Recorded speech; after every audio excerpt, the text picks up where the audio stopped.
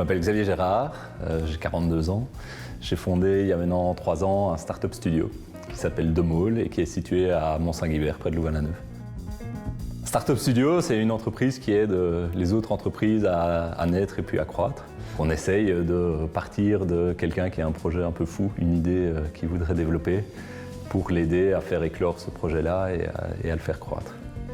La différence avec un incubateur dit classique, en fait, ça va être qu'on va essayer d'être beaucoup plus sur le terrain et beaucoup plus les mains dans le cambouis, comme on dit. On se retrousse les manches et on y va.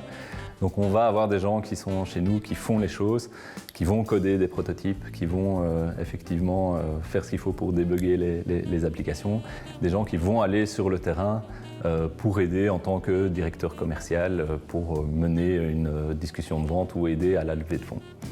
Alors Demol, on est 3 cofondateurs, un cofondateur technique qui est moi-même, David qui est notre operational manager, notre COO comme on dit, et Nicolas qui est orienté vente et marketing. Voilà. Et puis en tout, si on rajoute 2 autres comparses, on est 5 pour le moment.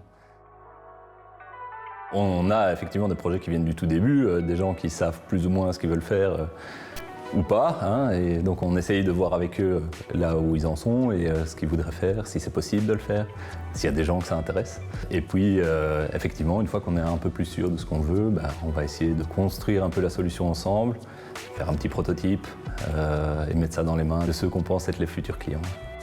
Pas tellement, les levées de fonds, c'est nécessaire. Effectivement, quand on veut aller un cran plus loin, qu'on a déjà fait toute cette étape de validation, etc., alors on a besoin effectivement d'engranger la deuxième et pour ça, de lever un certain nombre de fonds. Et c'est le genre de choses qu'on fait. On aide à monter les dossiers, on aide à mettre en contact avec des gens qu'on connaît déjà, avec qui on a déjà travaillé, pour choisir les meilleurs partenaires. Alors une de nos success stories, c'est par exemple Rombio, qui est une start-up qui émane ici de l'UC Louvain. Alors eux, ils font un outil qui aide à gérer l'incertitude dans les processus industriels. Quelque chose, une machine qui tombe en panne dans un processus de développement d'un batch pharmaceutique par exemple. Comment est-ce qu'on réorganise tout le monde derrière? Eh bien voilà, il y a un petit logiciel avec une intelligence artificielle qui fait ça. Ça a été monté dans les laboratoires ici de l'université et on a aidé à mettre cette start-up sur le marché en apportant l'expertise au niveau du business développement et de comment aller chercher les différents acteurs sur le terrain. On a aidé à faire la levée de fonds, etc. La plupart des projets qu'on a sont des projets qui sont éminemment de niche, mais effectivement, nous, on fait dans l'innovation, donc clairement, on va attaquer des problématiques qui sont très précises. La plupart du temps, c'est d'ailleurs les projets qui marchent le mieux, quand la problématique est bien précise et qu'on arrive avec une solution pile poil pour celle-là. Le business model de Demol, il y en a plusieurs. Le premier business model, c'est effectivement de se faire payer à la pige, à la consultance sur les prototypes, etc. qu'on fait. Mais après, on a des modèles qui sont évidemment plus évolués et où on va progressivement prendre des parts dans les sociétés qui se montent ou travailler avec des success fees pour les projets avec lesquels on a déjà collaboré, où ça se passe bien et où on sent qu'on va avoir une vraie plus-value sur le moyen et le long terme. Pour le moment, on est à peu près à 400 000 € par an. On n'a pas encore eu la méga success story et effectivement, on a des participations dans des boîtes qui vont péter le feu d'ici peu. Donc voilà. Pour le moment, on est déjà en train de se focaliser sur l'année prochaine. On aimerait doubler les effectifs d'ici à la fin de l'année prochaine. Très clairement, on a des chouettes ambitions et on commence à avoir un peu le réseau qui suit avec.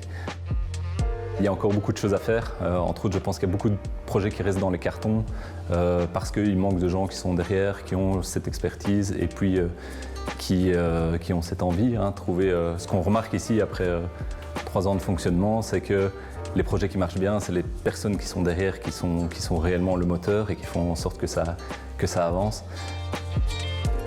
Quand il y a une idée, il n'y a pas de bête idée. Venez chez nous, on en parle très clairement, on prend 1 heure ou 2 pour en parler, essayer de déconstruire le projet.